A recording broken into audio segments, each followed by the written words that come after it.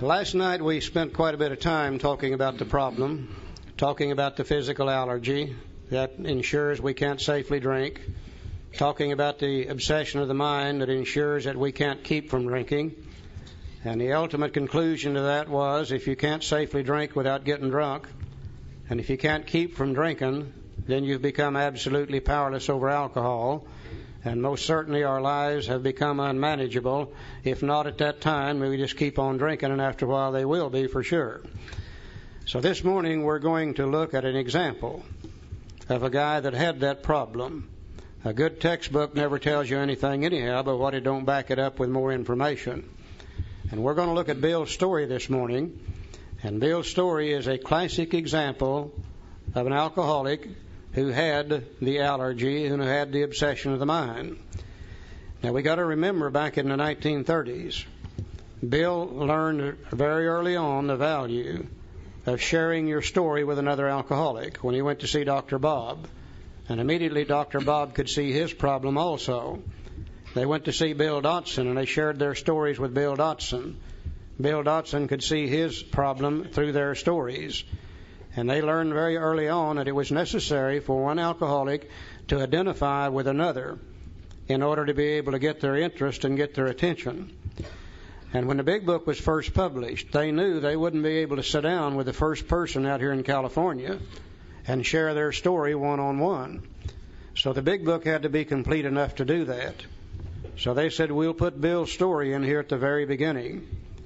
And another alcoholic, in reading Bill's story, will be able to identify with Bill. And if we can identify with Bill and see his alcoholism, see him make a recovery from that condition, we can begin to believe and we can begin to hope that we're enough like Bill Wilson that if he could recover from that condition, then just maybe we could too. Now, a lot of people have said, well, we have trouble identifying with Bill Wilson, because after all, he was a night school lawyer and we were not. After all, he was a New York City stock speculator and we were not. And a lot of the women say we can't identify with him because he's a man. And many people say, well, he was an older fella and we couldn't identify there either. But if we look for the way Bill thinks and the way Bill acts and the way Bill drinks, if we're a real alcoholic, there's not an alcoholic in this room that can identify with Bill Wilson. So as we go through Bill's story this morning, we'll look for identification. We'll look for the progression of alcoholism. We'll look for him drinking finally for the sickest reason of all, complete oblivion. Then we'll look and see how Bill recovered from alcoholism. And if we've identified with him, then we can begin to believe that if he could do it, just maybe we could too. Identification, the beginning of belief, the beginning of hope. Joe? See, I too didn't think I could identify with Bill Wilson because I'd seen pictures of him. He was an old man, I thought. Turns out he was 43 years old when this book was written, so a relatively young man. But as I began to study and read Bill's story, I began to see that he was a very optimistic person, hardworking, had lots and lots of willpower. He was a self-made man, became very successful in his own right. And through Bill's story, we're going to see how he learned, what he was like. Then we're going to see how he learned that he was sick, and then we're going to see how he affected a recovery. So the total story of Alcoholics Anonymous is contained in Bill Wilson's story. So let's go to page 1, Bill's story. He said, war fever ran high in the New England town to which we new young officers from Plattsburgh were assigned, and we were flattered when the first citizens took us to their homes, making us feel heroic. Here was love, applause, and war, moments sublime with intervals hilarious. Anybody ever had any moments sublime with intervals hilarious? I have. I love the way Bill writes. He said, I was part of life at last. In the midst of excitement, I discovered liquor. I forgot the strong warnings and prejudices of my people concerning drink. In time, we sailed for over there. I was very lonely and again turned to alcohol. We landed in England. I visited Winchester Cathedral. Much moved, I wandered outside. My attention was caught by a doggerel on an old tombstone. It said, here lies a Hampshire grenadier who caught his death drinking cold small beer. A good soldier is never forgot whether he dieth by musket or by pot. Now, when he said or by pot, he's not referring to this wacky weed. He's talking about a pot of beer. That's the way they used to drink it over in England at that time. He said, ominous warning, which I failed to heed. 22 and a veteran of foreign wars, I went home at last. I fancied myself a leader, for had not the men of my battery given me special token of appreciation? My talent for leadership, I imagined, would one day place me in the head of vast enterprises of which I would manage with the utmost assurance. He said, I took a night law course and obtained employment as an investigator for the surety company. The drive for success was on. I proved to the world that I was important. I already identified with Bill Wilson. That seems to be one of the main characteristics behind every alcoholic I've ever known. That great drive for success was on. I'd prove to the world that I'm important also. That seems to be the driving force behind each one of us. He said, my work took me about Wall Street, and little by little I became interested in the market.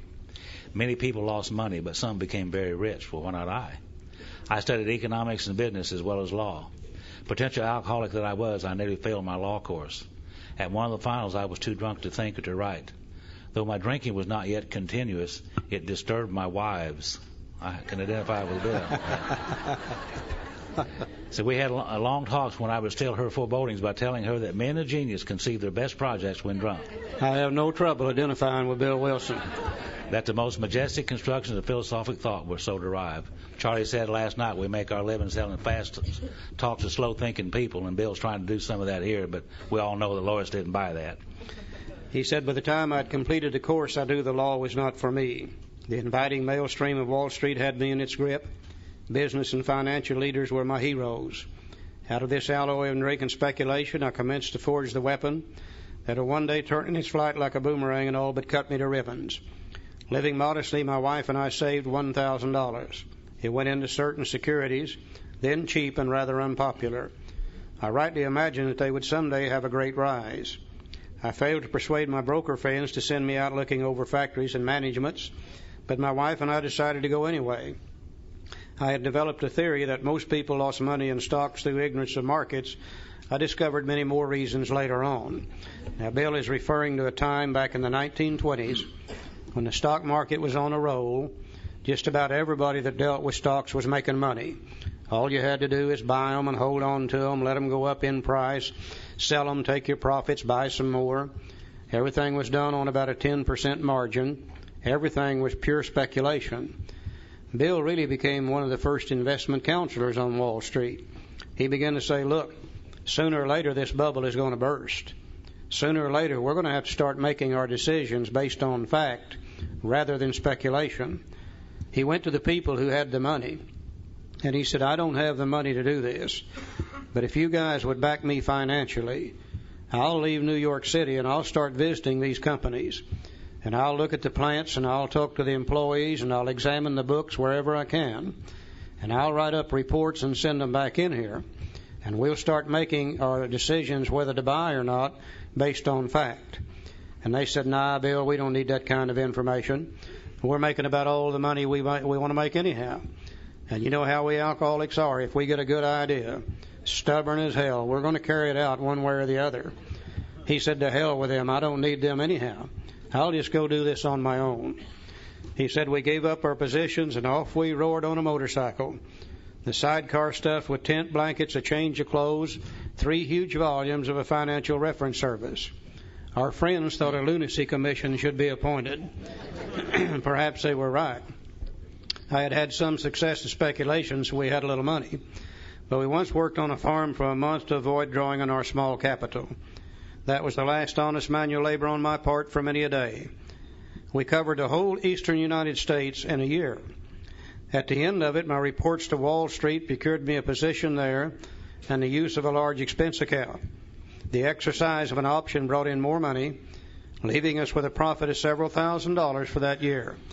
Bill and Lois, traveling on the motorcycle, living in the tent, went up and down the eastern seaboard of the United States, and he wrote up reports on approximately 100 of the largest companies in the eastern states, sent them into New York City.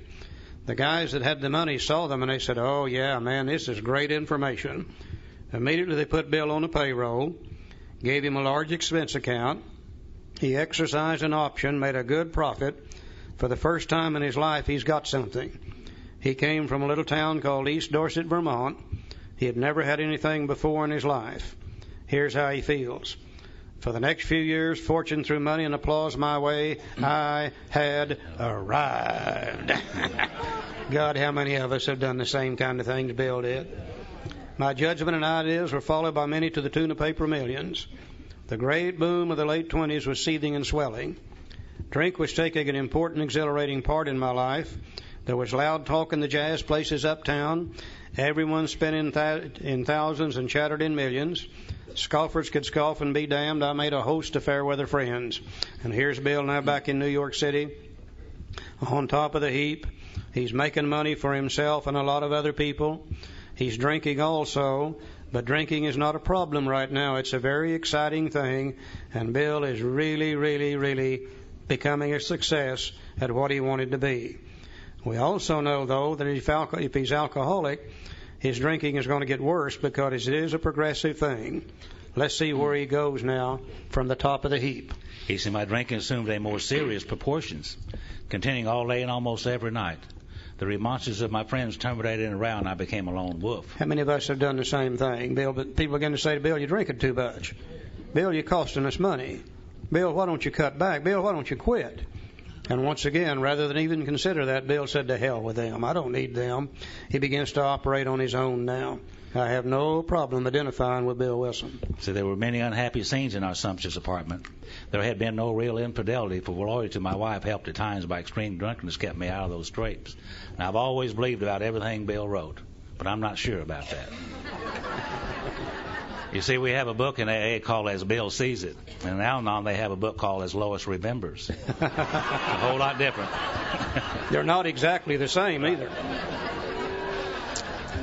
Let's go over to page 4, first paragraph. Now here's old Bill. He's making lots of money. He's doing well. He's got lots of willpower, lots of hope for the future, hardworking, optimistic, a self-made man. On page 4 it said, abruptly in October 1929, hell broke loose on the New York Stock Exchange. After one of those days of inferno, I wobbled from a hotel bar to a brokerage office. It was 8 o'clock, 5 hours after the market had closed. The ticker still clattered. I was staring at an inch of tape which bore the inscription XYZ32. It had been 52 that morning. He said I was finished, and so were many friends. The papers reported men jumping to the death from towers of high finance. He said that disgusted me. I would not jump. I went back to the bar. Bill had a solution for that, didn't he? My friends had dropped several million since 10 o'clock, well, so what? Tomorrow was another day. And as I drank, that old fierce determination to win came back. How many of us have done the same thing? Could come out of the jailhouse, the divorce court, the hospital, or wherever, low, sad, depressed, stop off in the bar, have a couple of drinks, and as the alcohol courses through our veins, we say, we'll show them. By God, they're not going to treat us that way. And we're off and we're running again. That old fierce determination to be somebody, to show them. Next morning, I telephoned a friend in Montreal. He had plenty of money left and thought I'd better go to Canada. You know, Bill was a drunk. He wasn't stupid. He knew where the money was, so he went to Canada. By the following spring, we were living in our custom style. I felt like Napoleon returning from Elba. No St. Helena for me. But drinking caught up with me again. My generous friend had to let me go, and this time we stayed broke. Now we see our drinking progressing to the point where we can no longer even hold a job. We went to live with my wife's parents. I found a job, then lost it as a result of a brawl with a taxi driver. Mercifully, no one could guess that I was to have no real employment for 5 years or hardly draw a sober breath. My wife began to work at a department store, coming home exhausted to find me drunk.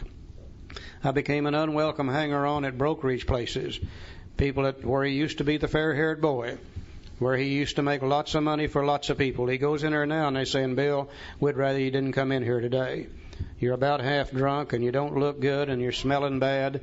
You're embarrassing in front of our customers. Please move right on down the street.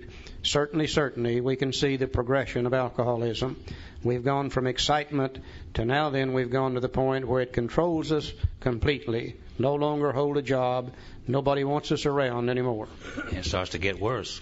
Liquor ceased to be a luxury. It became a necessity. Now we're drinking for an entirely different reason. We're drinking now because we absolutely have to drink in order to live. No fun left anymore. No excitement. Drinking in order to be able to live. Bathtub chin, 2 bottles a day, and often 3 got to be routine. Sometimes a small deal would net a few $100s, and I would pay my bills at the bars and delicatessens. Now this went on endlessly, and I began to waken very early in the morning shaking violently. A tumbler full of gin followed by a half dozen bottles of beer would be required if I were to eat any breakfast. Nevertheless, I still thought I could control the situation. Remember last night Dr. Silkworth said we really cannot differentiate the true from the false. To us, what we're doing is normal. We see Bill's life going to hell in a handbasket already. Bill can't see that. He thinks he can still control the situation. Let's see where he goes on control. Things are real bad in Bill's life, but it says gradually things got worse. The house was taken over by the mortgage holder, my mother-in-law died, and my wife and father-in-law became ill. He said, then I got a promising business opportunity. Stocks were at a low point of 1932, and I had somehow formed a group to buy. I was to share generously in the profits. Then I went on a prodigious bender, and that chance vanished. This is a story within itself. The people who had the money knew how good Bill was at putting these deals together. And they came to Bill and they said, Bill, we've got a proposition for you. We've got an opportunity to not only make money for us, but make money for you. And if you can stay sober, we'd like for you to handle this thing. And Bill said, don't you worry about that drinking. He said, I'm through with that drinking. You'll not have to worry about that. And he worked for a matter of months putting this deal together. And a few days before it was to be successfully completed, one night, they're all sitting around in a hotel room talking about this. Somebody passes around a bottle of Applejack. This was back during the days of Prohibition. It came to Bill, and he said, no, thank you, I'm not drinking anymore. After a while, it came back to him, and the guy next to him said, Bill, you don't understand what this is. He said, this is the finest Applejack in the world. It is called Jersey Lightning. You better have a drink. And Bill's mind said, I've never tasted any Jersey Lightning. No more thought than that. He reached out, grabbed the bottle, took a drink, triggered the allergy, couldn't sober up, blew the whole deal. Now, the importance in it lies within the next statement. He said, I woke up. This had to be stopped. I saw that I could not take as much as one drink, or I was through forever. Before then, I'd written lots of sweet promises, but my wife happily observed that this time I meant business, and so I did. For the first time, Bill could differentiate the true from the false. For the first time, he could truly see what alcohol was doing to him. And he did just like all the rest of us. He trotted out his willpower, and he said, sick 'em, Will. We're through with that drinking. We'll never drink again as long as we live. You know, they try to tell us we are weak-willed people. Don't you believe that? We are strong-willed people. Weak-willed people do not become alcoholic. Third time they vomit, they quit drinking. Alcoholic knows there's got to be some way to drink without puking. We damn near kill ourselves, you know. We got lots of willpower. See, but Bill doesn't know what we learned last night. Anytime there's a battle going on between the willpower and the obsession of the mind is stronger than willpower, and it'll always win. That's how strong it is. Let's see what happened to him on willpower. He said, shortly after I came home drunk. There had been no fight. Where had been my high resolve? I simply didn't know. It hadn't even come to mind. Someone had pushed a drink my way, and I'd taken it. He said, was I crazy? See, if his willpower's not working, then he begins to question his sanity. Am I just crazy? Is that it? He said, I began to wonder, for such an appalling lack of perspective seemed near being just that.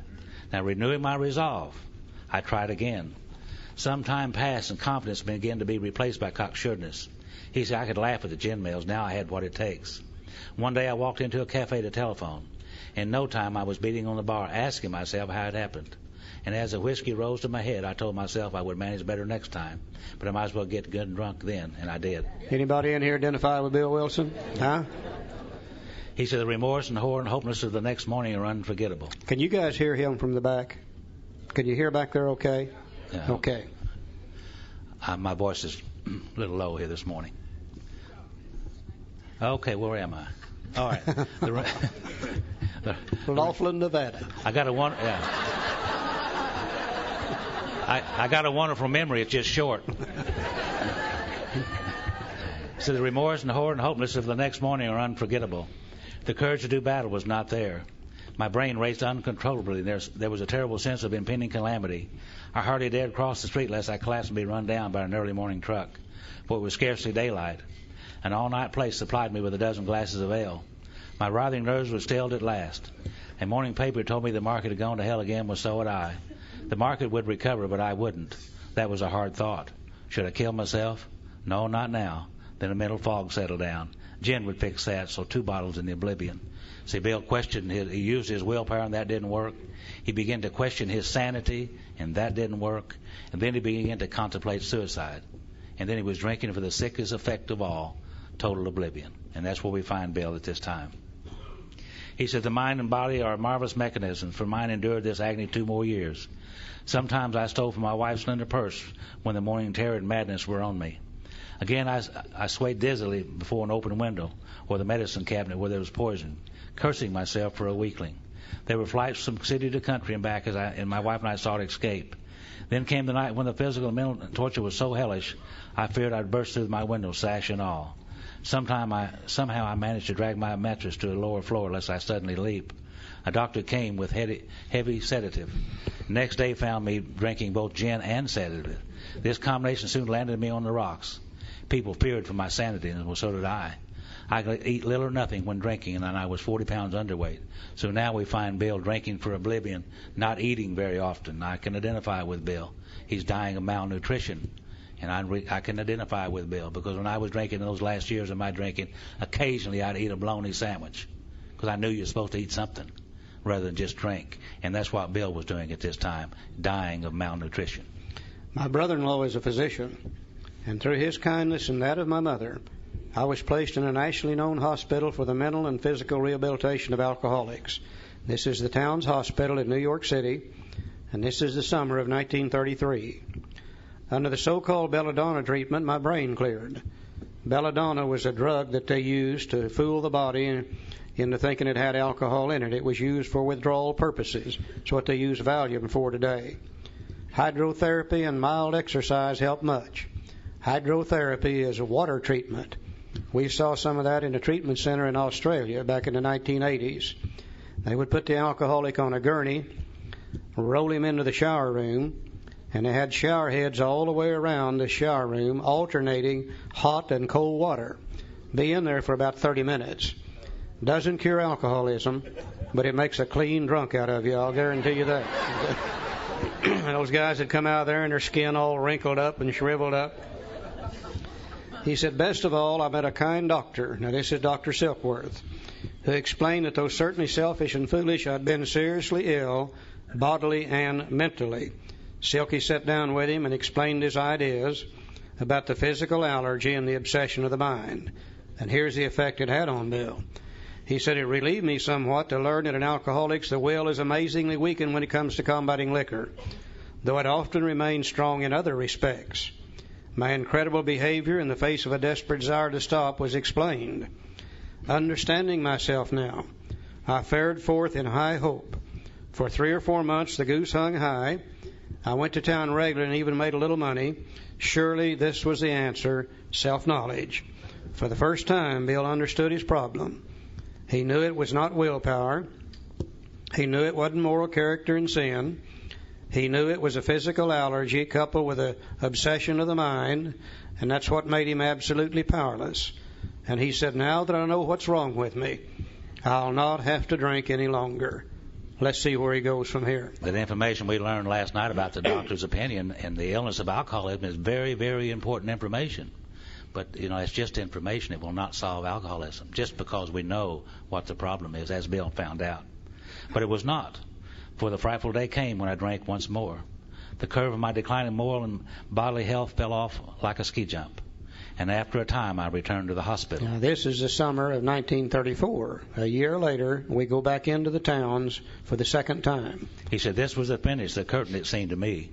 My weary and despairing wife was informed that it would all end with heart failure during delirium tremens, or I would develop a wet brain perhaps within a year.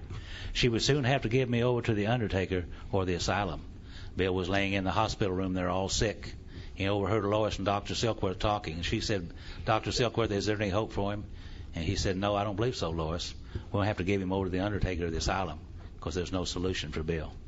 And he said, they did not need to tell me. He said, I knew and I almost welcomed the idea. It was a devastating blow to my pride. I, who had thought so well of myself and my abilities and my capacity to surmount obstacles, was cornered at last. Now I was to plunge into the dark, joining that endless possession of solitude gone on before. I thought of my poor wife. There had been much happiness after all. What would I not give to make amends? But that was over now. Bill was a very hard-working, optimistic individual, and now we see Bill, he is hopeless. He is without hope. And we all know you can't live long without hope. You got to have hope. But Bill is hopeless at the moment. Now let's look at this next statement very carefully. He said, "No words can tell of the loneliness and despair I found in that bitter morass of self-pity.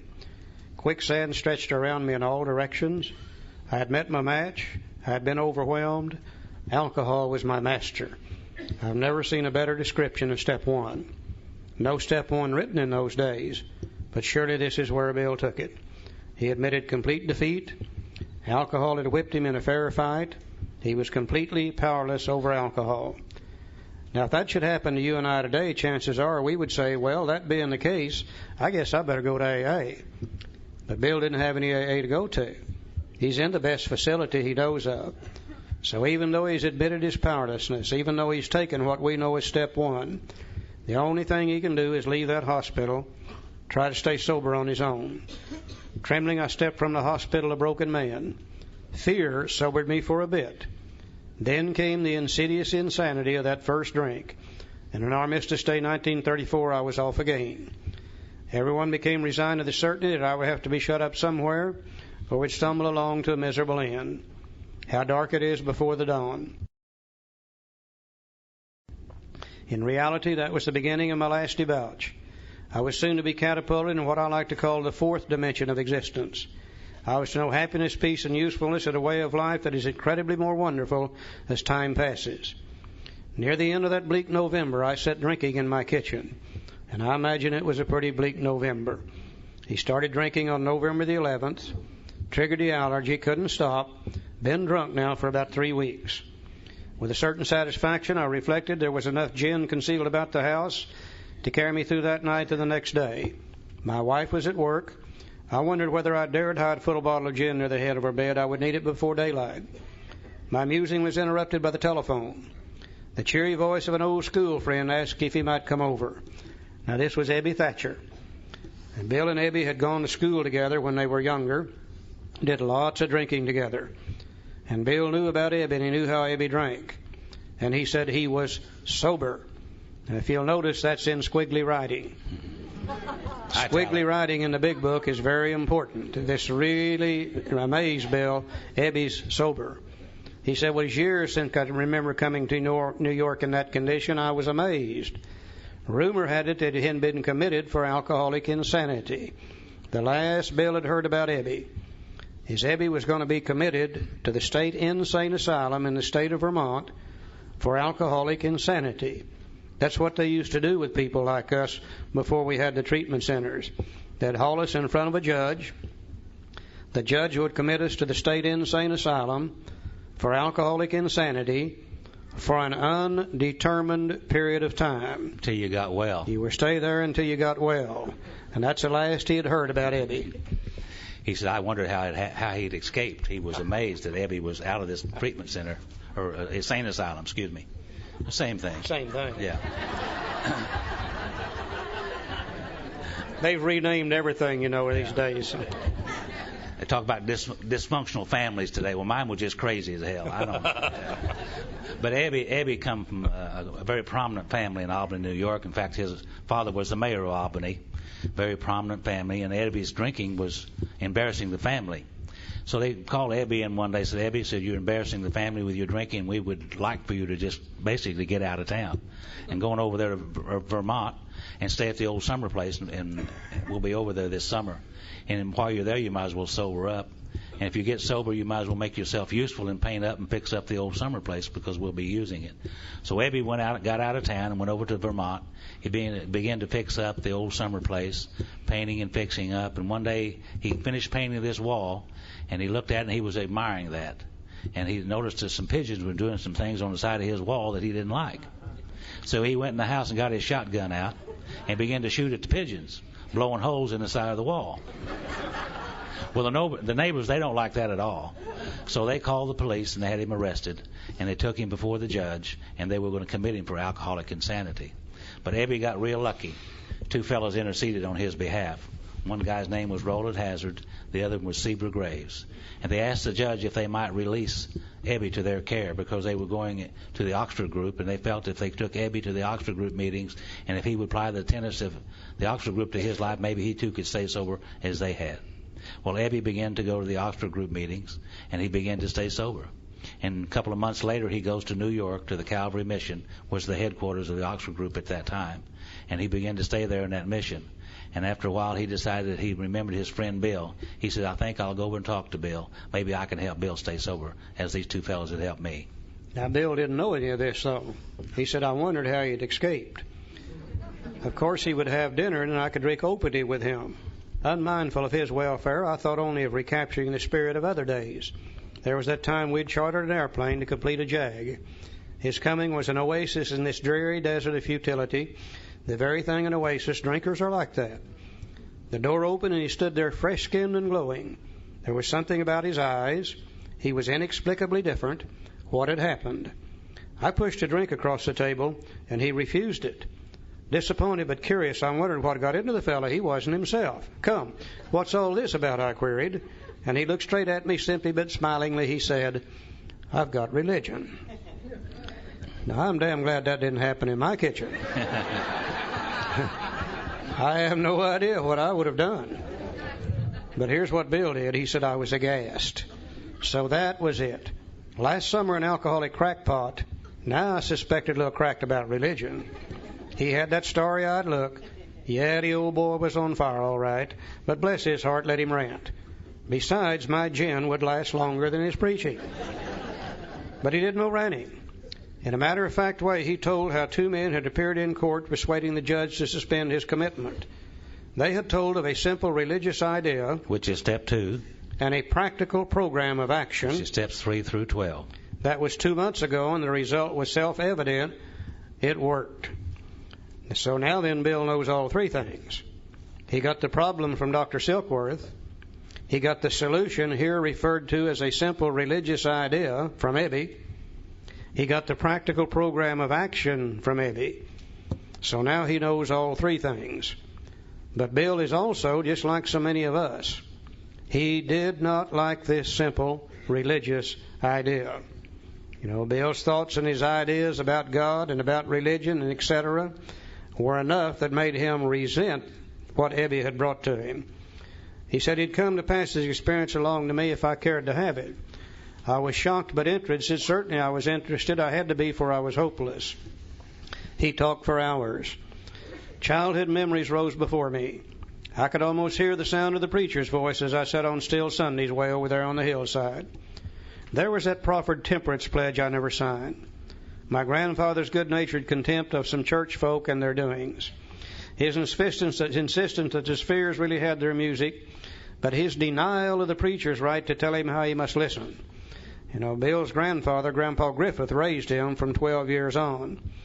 And Grandpa Griffith believed in some power greater than human power, but he wouldn't let anybody tell him how he had to believe in it. His grandpa had a great problem with the world's religions. He'd passed that along to Bill. His fearlessness, he spoke of these things just before he died. These recollections welled up from the past, and they made me swallow hard. That wartime day in old Winchester Cathedral came back again. And Bill's having a problem now with this religious idea that Ebby's talking about. We've seen him take step 1.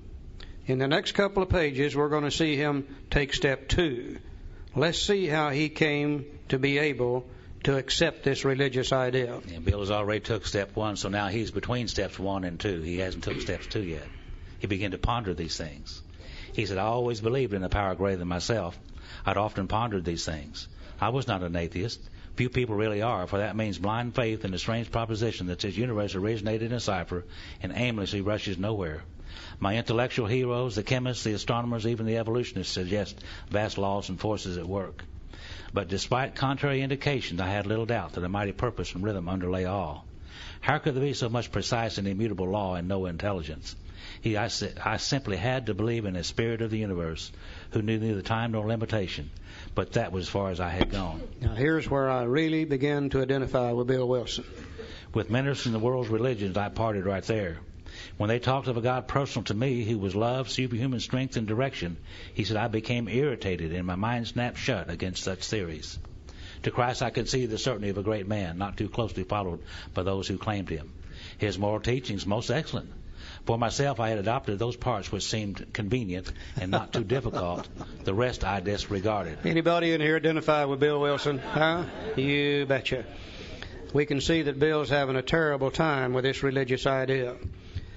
Now let's go down to the middle paragraph. But my friend sat before me, and he made the point declaration that God had done for him what he could not do for himself. His human will had failed. Doctors had pronounced him incurable. Society was about to lock him up. Like myself, he had admitted complete defeat. Then he had in effect been raised from the dead, suddenly taken from the scrap heap to a level of life better than the best he had ever known. Had this power originated in him? Obviously it had not. There had been no more power in him than there was in me at that minute, and this was none at all. This is where the identification process is so important. Bill knew about Ebby. He knew how Ebby drank. And he knew that if Ebby had been sober 2 months, some power greater than Ebby had to be working in Ebby's life. Whether Bill likes it or not is absolutely beside the point. Ebby's living proof of it. And that's what you and I offer to the newcomer. You know, when we sit there talking to a newcomer, we're living proof that some power greater than human power is working in our lives also. Whether the newcomer likes it or not is beside the point. We are the proof of it. Ebby was the proof for Bill. Now, I'd like to have been there that day, sitting in a corner watching them. Bill's about 2/3 drunk. Ebby has come out of the Oxford groups, and they were a group of people practicing first century Christianity to the best of their ability. The terms they used were highly religious in nature. Ebby is on fire, and he's talking about God. And Bill don't like it at all. And they're sitting there arguing with each other about who God is and what he is. And Bill said, don't give me that religious crap. Oh, yeah, I believe in a great mind, the spirit of nature, but don't give me that other kind of stuff. And Ebby's trying to put it on old Bill, and they're arguing back and forth, back and forth, back and forth. Let's go over to page 12, first paragraph. He said, despite the living example of my friend, there remained in me the vestiges of my old prejudice. Bill still doesn't like this idea. The word God still aroused a certain antipathy. When the thought was expressed that there might be a God personal to me, this feeling was intensified. He said, I didn't like the idea. I could go for such conception of creative intelligence, universal mind, or spirit of nature, but I resisted the thought of the Tsar of the heavens, however loving his way might be. I have since talked with scores of men who felt the same way. In other words, Bill was saying there's got to be a harder way to do this. What you're saying is too simple. Now, I guess Ebby finally got tired of this deal. Let's look at the next statement very carefully. If you'll notice, it's in squiggly writing.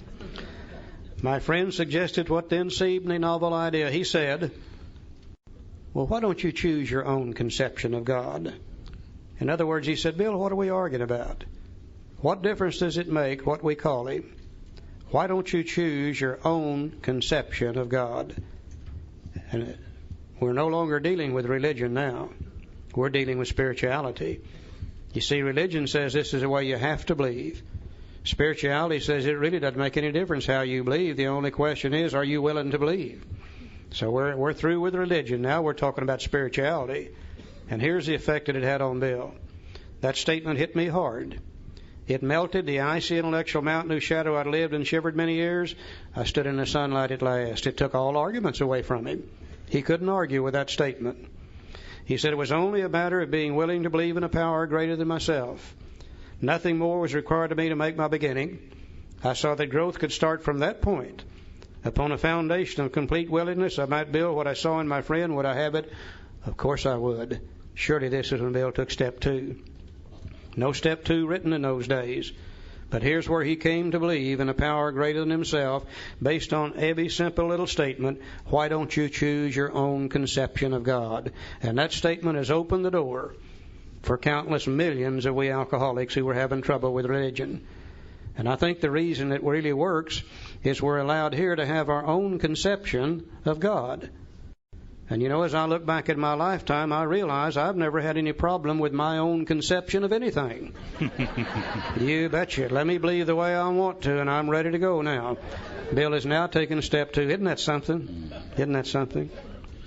When he made the statement, I saw that growth could start from that point. Upon a foundation of complete willingness, I might build what I saw in my friend. Would I have it? Of course I would. This is Bill's first reference to a wonderfully effective spiritual structure. And he's going to start painting a picture in our mind using words.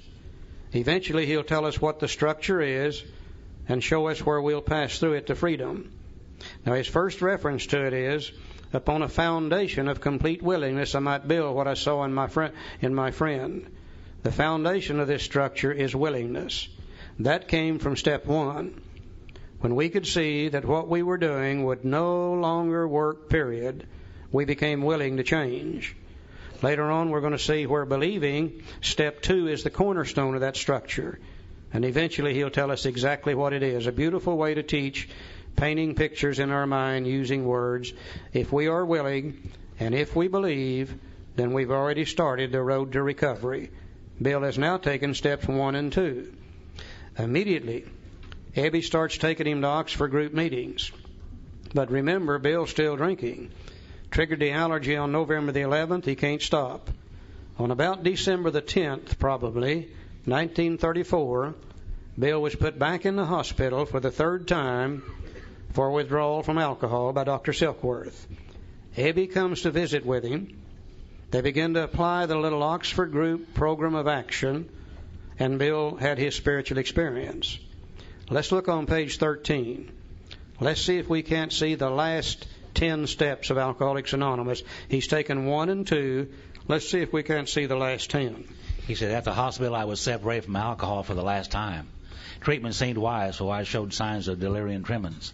There I humbly offered myself to God as I then understood him, to do with me as he would. I placed myself unreservedly under his care and direction. I admitted for the first time that of myself I was nothing, that without him I was lost. The first tenet that the Oxford group had was surrender. Now, Bill, later on, when he wrote the steps, he realized that no alcoholic would like the word surrender. So he changed their first step into our 3rd step, where we made a decision to turn our will and life over to the care of God as we understand him. We see him there taking the first Oxford group tenet, which turned out to be our step 3.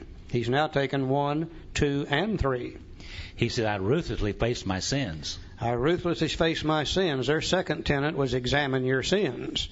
And Bill knew that no good alcoholic's going to do that. So he changed that into made a searching and fearless moral inventory of ourselves. He's taking step 4 there. And became willing to have my newfound friend take them away root and branch. I've not had a drink since. Became willing to have my newfound friend take them away root and branch. You'll notice friend is capitalized. This is one of the words that Bill uses for God. And that little statement, became willing to have my newfound friend take them away root and branch, later became steps 6 and 7. We became willing to have God remove these things and humbly ask him to do so. There we're dealing with 6 and 7. My schoolmate visited me and I fully acquainted him with my problems and deficiencies. He's taking what we know today as step 5, there in the town's hospital with Abby. We made a list of people I'd hurt and toward whom I felt resentment. I expressed my entire willingness to approach these individuals, admitting my wrong. Never was I to be critical of them. I was to right all such matters to the utmost of my ability. They had an Oxford group tenet called restitution. And Bill knew no self-respecting alcoholic is on a due restitution. So he took that and made 2 steps out of it, step 8 and 9, where we made the list and became willing and then made amends. There he's dealing with 8 and 9. He said, I was to test my thinking by the new God conscious within. Common sense would thus become uncommon sense. That statement later became step 10, where we continued to take personal inventory, and when we were wrong, promptly admitted it. That's the new step 10. I would sit quietly when in doubt, asking only for direction and strength to meet my problems as he would have me. Never was I to pray for myself, except as my request bore on my usefulness to others. Then only might I expect to receive, but that would be in great measure. And there we see all the elements of step 12, where we sought through prayer and meditation. Step 11. To improve our conscious contact with God, so on and so forth. There he's dealing with step 11. Step 11. My friend promised when these things were done, I would enter upon a new relationship with my Creator, that I would have the elements of a way of living which answered all my problems. That's got to be the first part of step 12, having had a spiritual awakening as the result of these steps. So we see Bill in the town's hospital applying the Oxford group tenets which later he made into the last 10 steps of Alcoholics Anonymous. And this is why he was able to say, and how it works, these are the steps we took, which are suggested as a program of recovery. Bill took them in the town hospital with the help of Ebby. Now let's see what happened to him. Belief in the power of God, plus enough willingness, honesty, and humility to establish and maintain the new order of things were the essential requirements. Simple, but not easy. A price had to be paid. It meant the destruction of self-centeredness, and I must turn in all things to the Father of light who presides over us all. Poor old alcoholics got to give up the two most important things in our lives, and the first thing is our alcohol, and the second thing is our self-centeredness. The two things that we love the most. Very difficult to do. Very difficult, but very simple. Yeah. He said these were revolutionary and drastic proposals, but the moment I accepted them, the effect was electric. There was a sense of victory followed by such a peace and serenity as I'd never known. There was utter confidence. I felt lifted up as though the great clean wind of a mountaintop blew through and through. God comes to most men gradually, but his impact on me was sudden and profound. And for a moment I was alarmed and called my friend the doctor and asked if I was still sane. He listened in wonder as I talked. You know, Bill overheard Lois and Dr. Silkworth talking, so he thought he'd gone crazy. He thought he'd check out with Dr. Silkworth to see if he had gone crazy. Finally, after he told me his experience, he shook his head saying, well, something's happened to you I don't understand, but you better hang on to it. Anything is better than the way that you were. The good doctor now sees many men who had such experiences. He knows that they are real. Now, we don't know what happened to Bill that day. We were not there to see that.